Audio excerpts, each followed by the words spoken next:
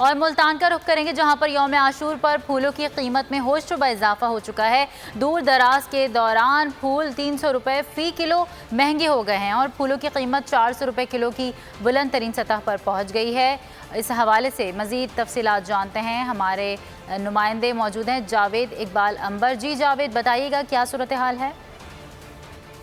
जी बिल्कुल, 10 मुहर्रमुल हराम के मौके पर फूलों की मांग में इजाफा हो चुका है और फूलों के साथ साथ सब्ज़ी, कबरी और दाल बाजरा की मांग में भी इजाफा हो चुका है, क्योंकि जो लोग आज कब्रिस्तान में अपने प्यारों की कब्रों पर जा रहे हैं वो फूल साथ लेके जाते हैं, सब चड़ियाँ साथ लेके जाते हैं और उसके साथ साथ कबरी और दाल बाजरा भी साथ लेके जाते हैं ताकि वो कब्रों पर डाल सकें। और अगर फूलों की कीमत की अगर बात की जाए तो फूलों की कीमत में होशरुबा इजाफा देखने में आया है। आमतौर पर जो फूल 70-80 रुपये फ़ी किलो फ़रोख्त होते थे, आज 400 रुपये फ़ी किलो फ़रोख्त हो रहे हैं। यहाँ पर बात करते हैं फूल फरोशों से कि जी बताइएगा, आज फूलों की कीमत में इतना ज़्यादा इजाफा हुआ है, क्या वजह इसकी? इसकी वजह यह है, चाँद दिखने से पहले फूल बिकता है कोई 80 के 100 के आगे पीछे जाके।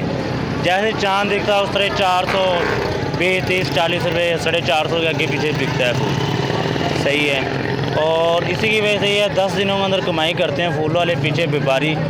हमें मिलता है तकरीबन कोई 300 के 350 के आगे पीछे जाके, फिर खर्चा डाल डूल के हमें भी कोई 50-60 की लालच होती है अपनी। ठीक है, बाकी बबरी है, फुल झड़ी है, दाल बाजरा है, अगरबत्ती हैं, छड़ी है, ये भी भाई खड़े हैं बेचारे, तो ये भी कोशिश के अंदर लगे हुए हैं।